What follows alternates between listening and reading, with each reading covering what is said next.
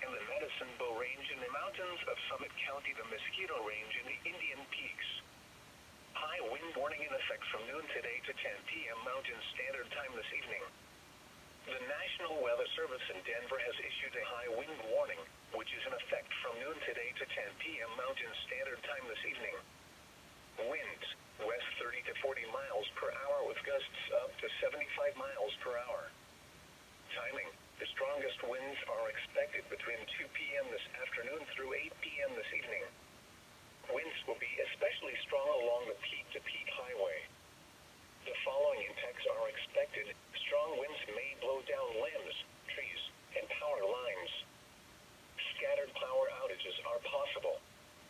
Travel will be difficult, especially for high-profile vehicles. A high wind warning means a hazardous high wind event is expected or occurring.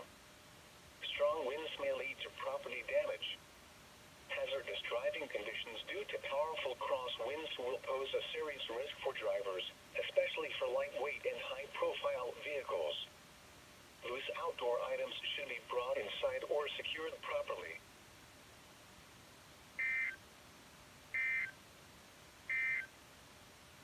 This is the Denver